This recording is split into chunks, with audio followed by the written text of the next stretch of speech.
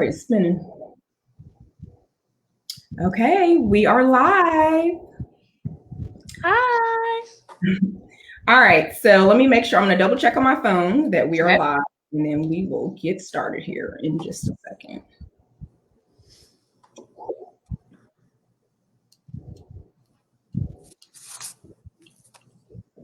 Okay. We are live. Here we go. All right. So welcome, everyone. My name is Dr. Lindsay Banks with Healthy Motives 365, where I help clients find health in every day by helping them change the bad habits that can lead to chronic disease. So this evening, we have with us Ms. Cayman Tirado, and she is a licensed chemical dependency counselor.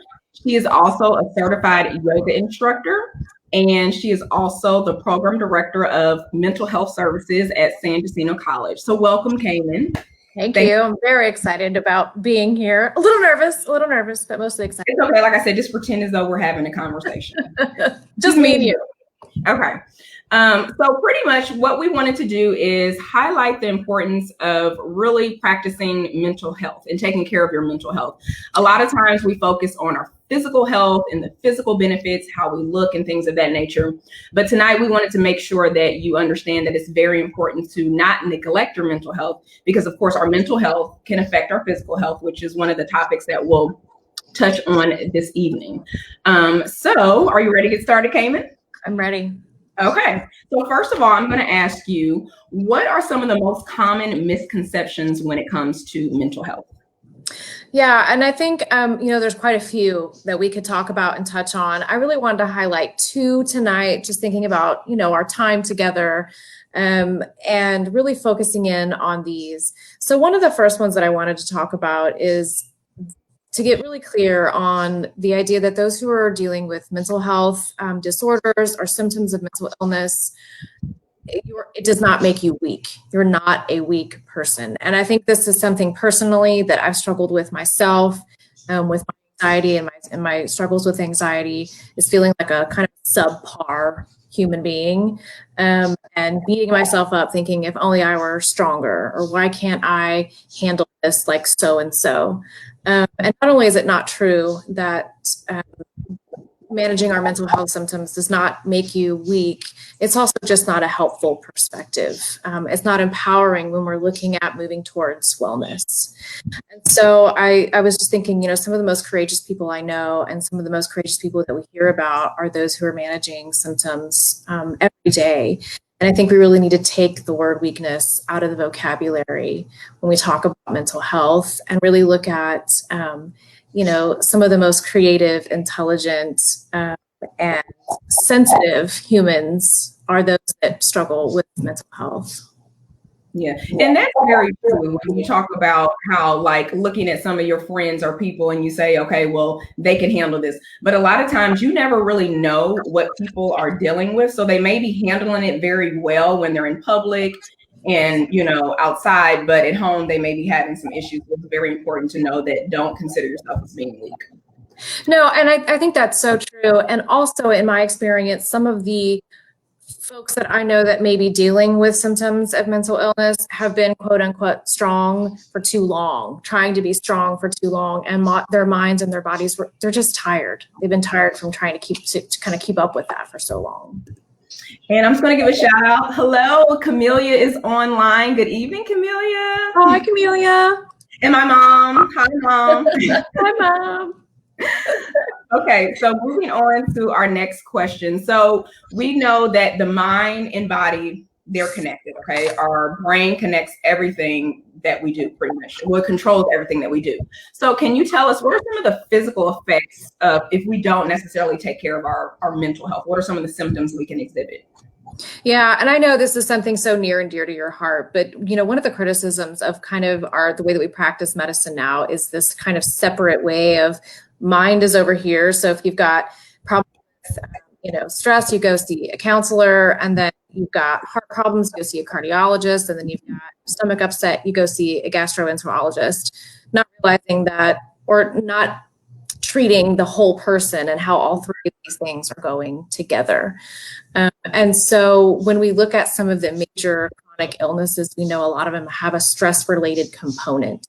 Heart disease, asthma, obesity, which can be related to releasing cortisol, the stress hormone when we're really stressed out, and that cortisol can be part of increased belly fat, especially gastrointestinal issues, and that's one of the ones I really want to focus on.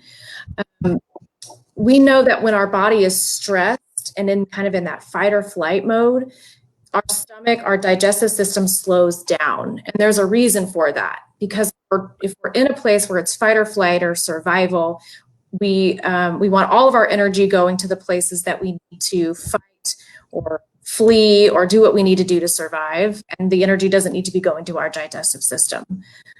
But after that threat has gone down, after the stress has gone away, then our body, that parasympathetic nervous system kicks back up, our digestive system starts to come back online, and we can better process. But if we stay in a constant place of stress, our digestive system isn't relaxing. So in yoga, we talk about rest and digest, and this is an important piece of that. At the end of a yoga class, you guys may have done this, where you do asana or relaxation pose, and you might hear your tummy kind of start to rumble and people feel embarrassed, but that's actually a really good thing, because that means that your digestive system is working and you're resting. There's so much I could talk about. We could do a whole segment on mental health and emotions and the connection to our body, but I wanted to just kind of throw this book out there for anyone who might be more interested in this information. I got it right on camera. When the Body Says No by Dr. Gabor Mate. This is specifically looking at understanding the stress disease connection. So if you are interested in that, that's a fantastic book to look at.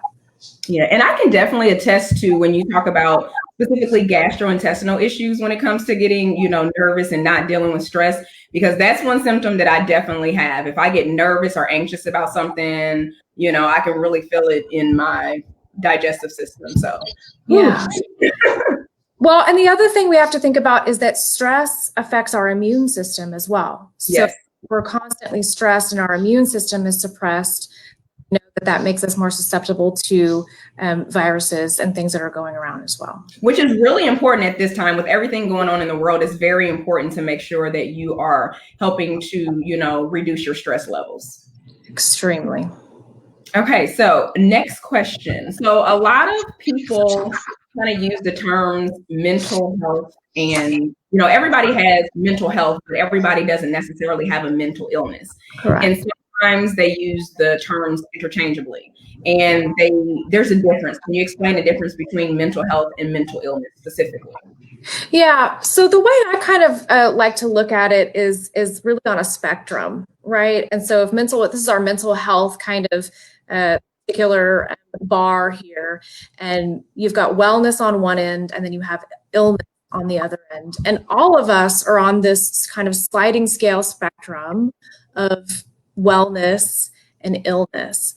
And I think the most important part for us to kind of be aware of is noticing for ourselves where we are on that spectrum, and knowing that we also have or can reach out to find tools that can help us move towards wellness rather than illness, right? So moving away from illness towards wellness. But that depends on a lot of different things. First, it's having that awareness that something is going on.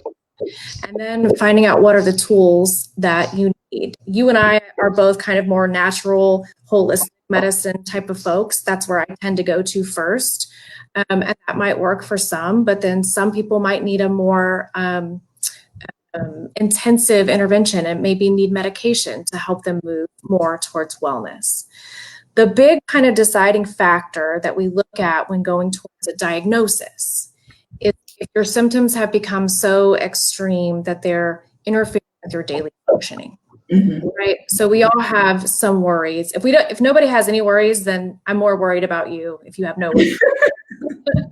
We all have worries and stresses, and we experience sadness and loss and things of that nature.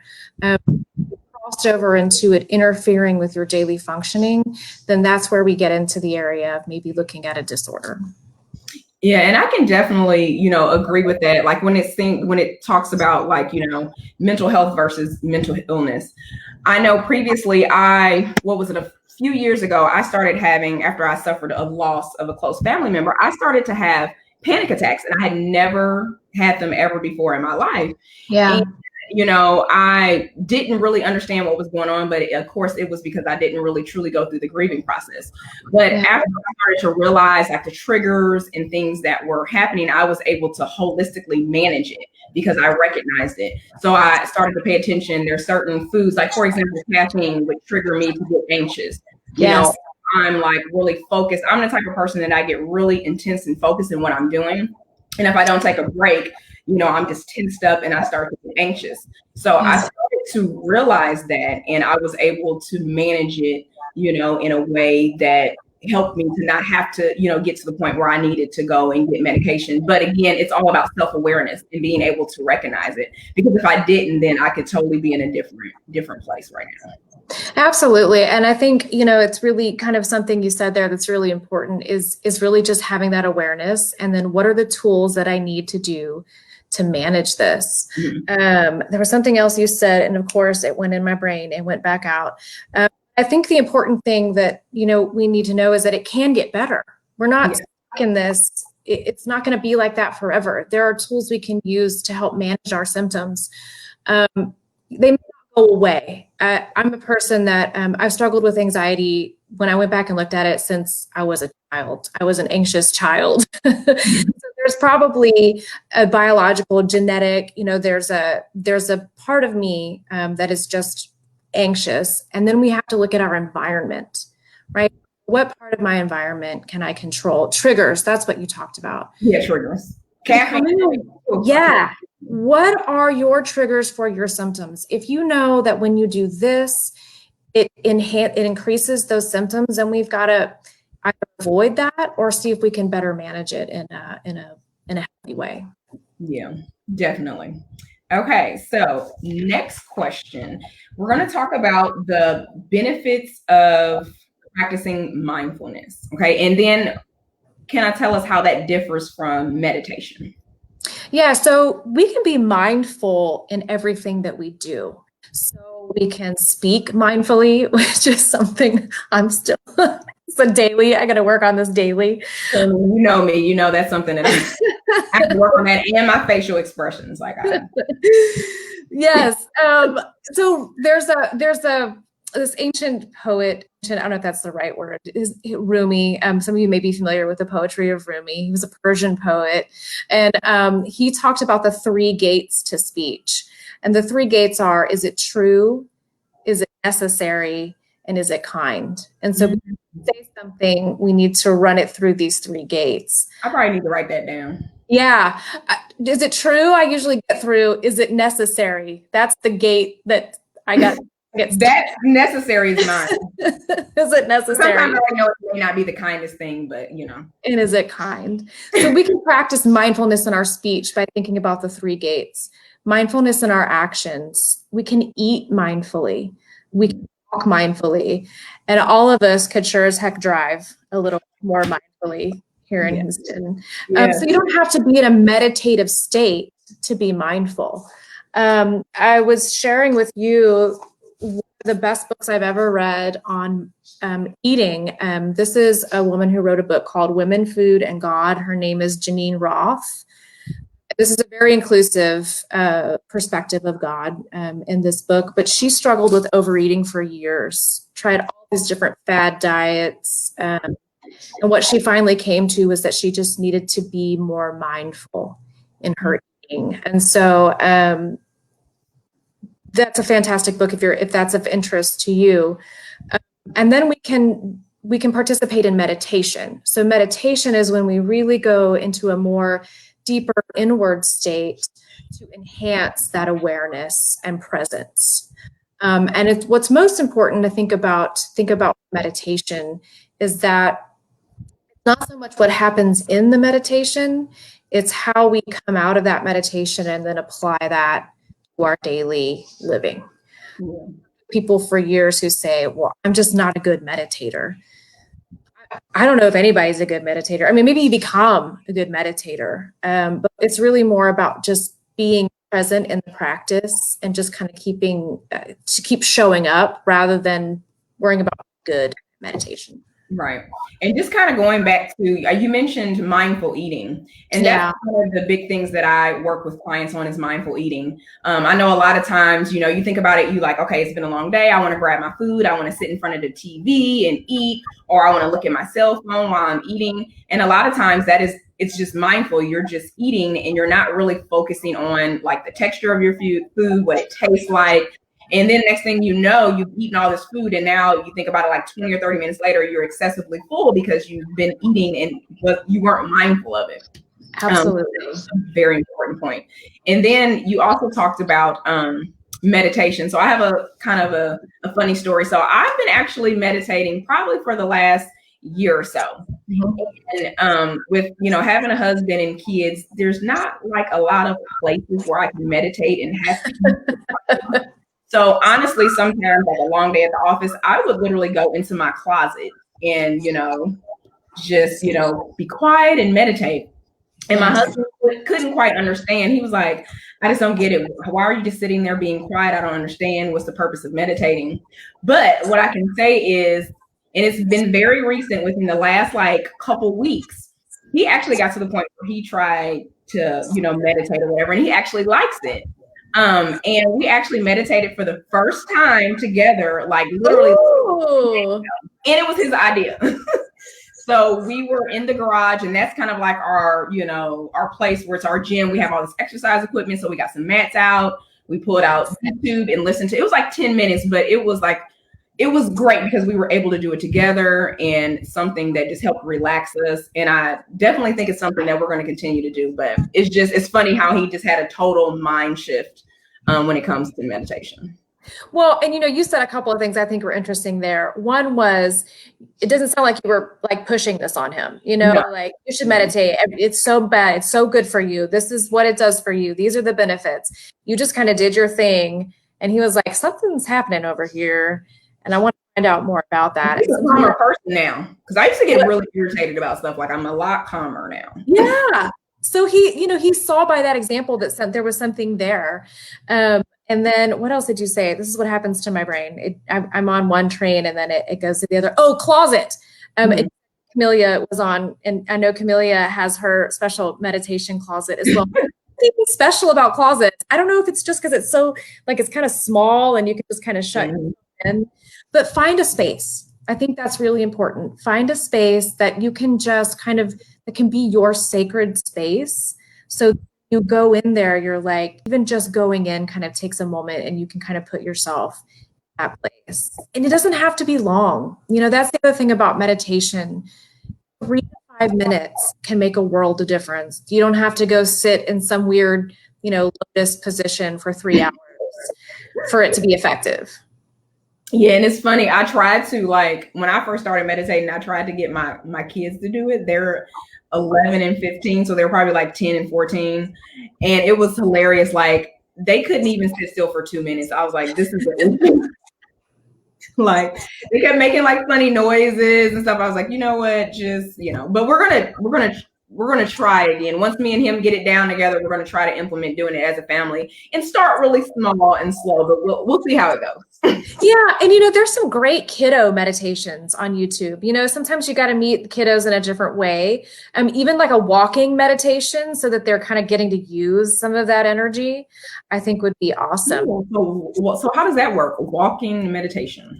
So walking meditation is, if you have a labyrinth, that might be, next level, but a labyrinth is really cool. But you can just even go out in the backyard and have like, okay, we're going from here to here, and we're just going to watch our feet, and then just notice, whatever is around. Notice your sounds, notice feeling. If you are like, take your feet off and feel the ground beneath you. Notice the color of the grass. Again, just being really present. But I have found that with different folks, technique that works for you. If one technique is, you're like, this is not doing it, don't give up. Just try something else.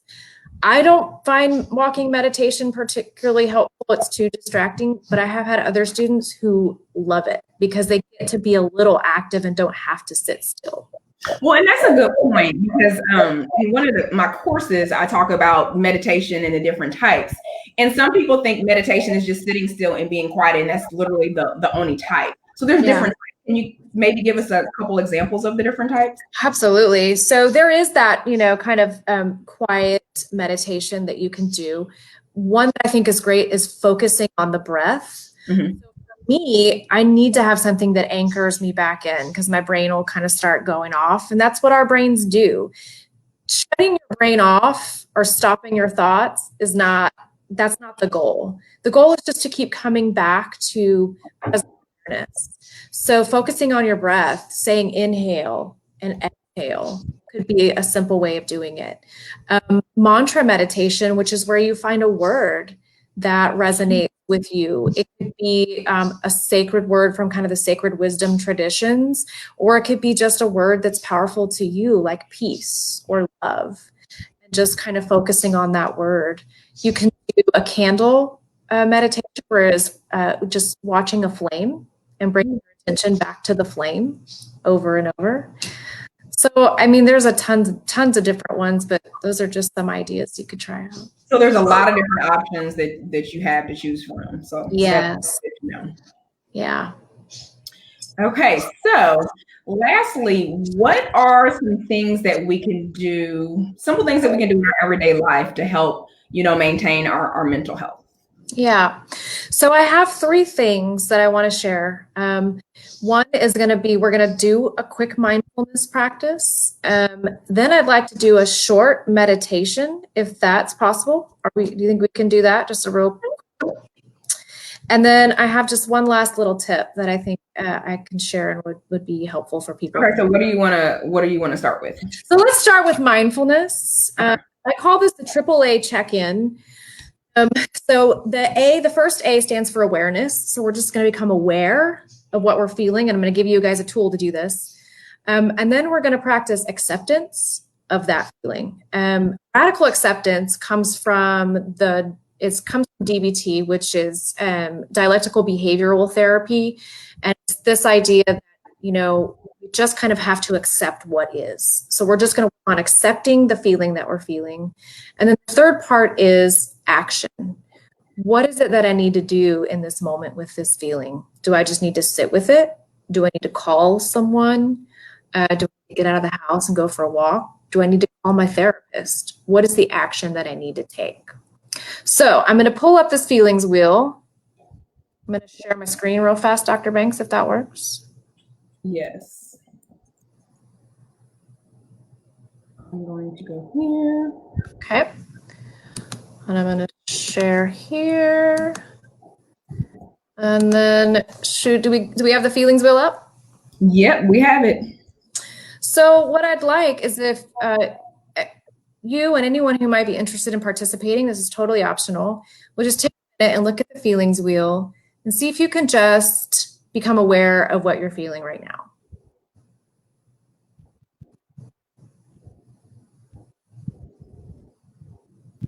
And it may be more than one feeling. It doesn't just have to be one. Maybe I can make this. Oh, I can make it big so they can see the entire wheel. There we go. Perfect. So locate your feeling. And then what I'd like you to do is take a moment, just ask yourself if you are in acceptance of this feeling, or if you might be trying to push this feeling away or not accept this feeling. And see if you could, rather than do that, just take a moment to accept that you're feeling the way that you're feeling without judgment, without deciding it's right or wrong or good or bad. Can I accept this feeling?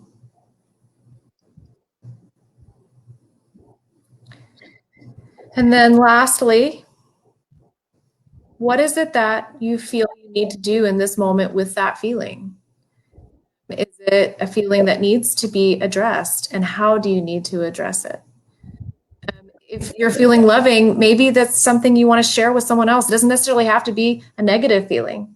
Maybe you're feeling really You're feeling is adoration and you want to share that adoration with someone, or maybe you're feeling anxious or overwhelmed, and what do you need to do with that feeling right now?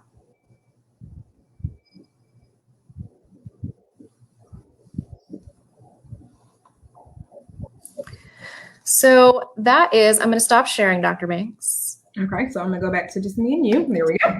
To you. So that's what I like to call. We did it. The AAA check-in, and it's so simple, and you can do it in a matter of minutes. And that feelings wheel is available online. I love the feelings wheel. There's a few different varieties. There's, from that book, Women, Food, and God, there was a quote, and she said, "All any feeling wants is to be welcomed with tenderness." So I think that's really that important part of that acceptance and awareness is just being aware of your feeling, and can you tenderly accept it? That's a good one. And not to interrupt you, I just typed, if anybody who's watching, if you have any questions for Ms. Cayman, feel free to type them in the chat box.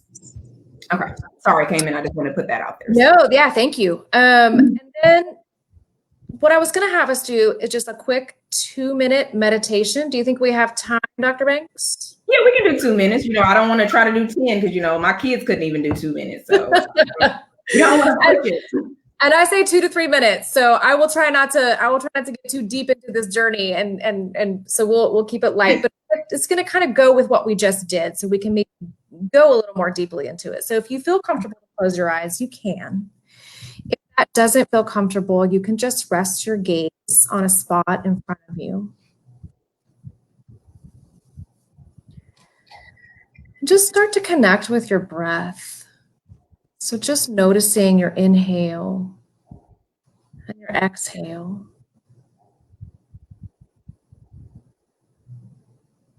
Noticing how your belly rises on the inhale and falls on the exhale.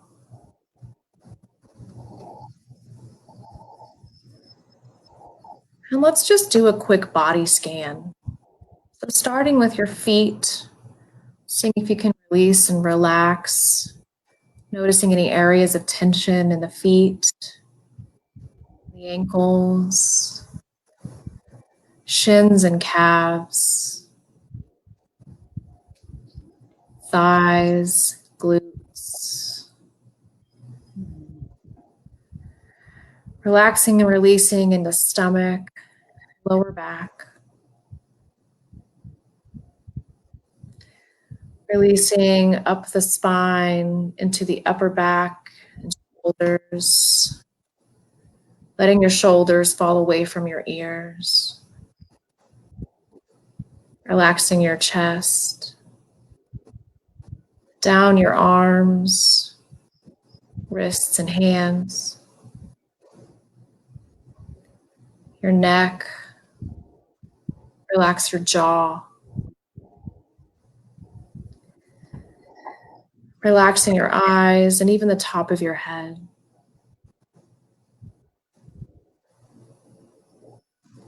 Just noticing how your body feels right now. Notice any areas of tension or tightness. See if you can just breathe a little more into those spaces.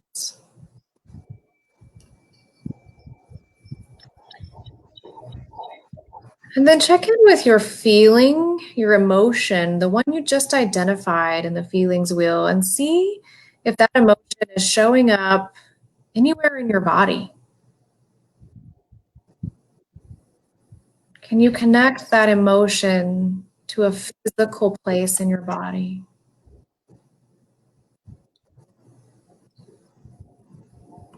Just noticing, accepting, and then breathing a little more deeply into that space, creating expansion and movement, and release.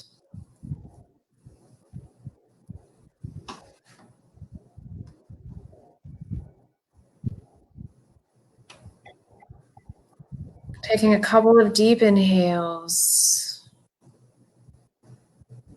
Releasing, relaxing. Exhale.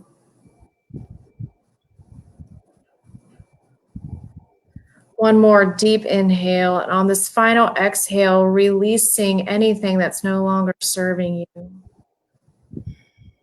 that might be connected to that emotion.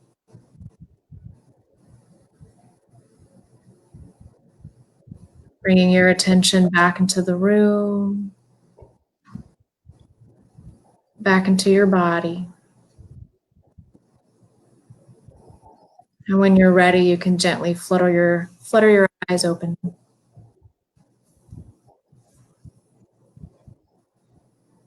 Okay, so one cool thing about that is I used to not notice how tense, because even during this conversation, in my mind, I was relaxed. But when I actually got a little bit more mindful, I could notice that I was holding tension in my shoulders and my legs and even my stomach. Yeah. And that's one thing that I noticed that definitely helps with meditation. You don't realize, like, on a daily basis, even when I'm working and I'm on my computer, now I'm more aware of it, but I'm like this, all tense. And I'm like, I'm typing an email. Why am I in a rush? Why am I doing this? And then I just relax.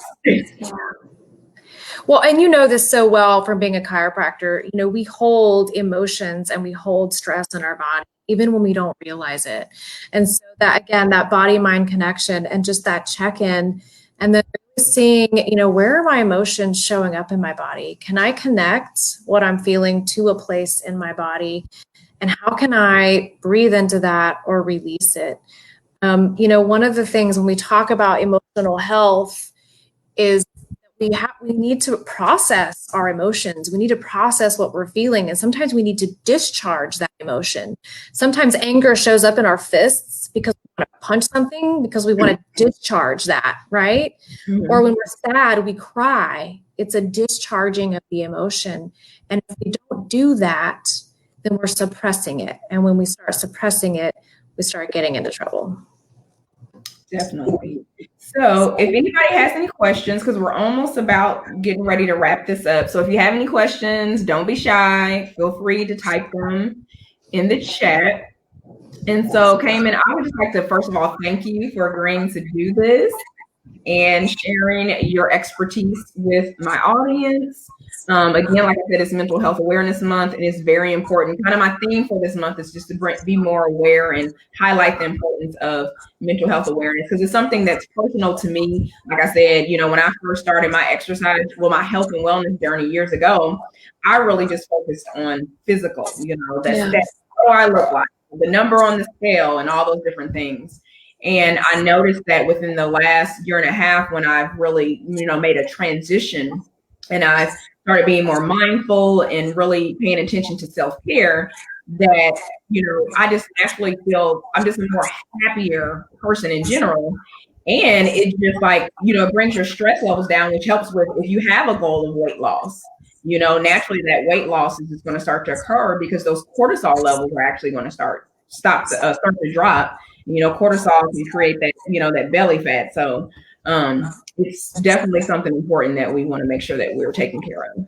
Absolutely. I think it's so important, to have a mental health fitness routine, just as important as our physical health fitness routine. And so whatever, it takes for you to put that into place, if you put a reminder on your phone, if you, 5 minutes at night or 5 minutes in the morning, just something that you get in the habit of doing it, because mental health, mental wellness, it's proactive. I mean, we have to be proactive in taking care of ourselves, especially now when everything is just kind of a little uncertain, and stress and anxiety and worry, are even, I think, more than what we're used to. And my last tip that I had to kind of leave us with, and that I found really helpful, is just to find something that brings you joy every day. Do something every day, even if it's just something small that brings you joy. I think we're all capable of doing that. Oh, definitely. And that is like my slogan, finding health in every day. And when I say health, I'm not just talking about physical health. If it's mental health, if it's financial health, because our finances can create stress and, things of that nature, whatever it is, find something healthy to do for yourself every single day. And it doesn't have to take a lot of time. And as they say, self-care is not selfish, because if you don't take care of yourself, and you have a family or you have a career that you want to make sure that you're maintaining, if you're not taking care of yourself, then those areas can suffer as well. So it's so important. So with that being said, I don't see any questions in the chat. We covered it all. We covered it all. Good job, Cayman. That's why we call you an expert. So again, thank you so much for joining me this evening. And for those of you that are watching or those that will catch the replay, for more tips and free health information, make sure that you follow the Healthy Motives 365 Facebook page, Instagram page. And I have my website running at the bottom. It's www.healthymotives365.com. I have tons of blogs, exercise videos, and things, free resources for you to help you find health in every day. So with that being said, everybody have a good evening and thanks for tuning in. Bye. Thank you. Bye.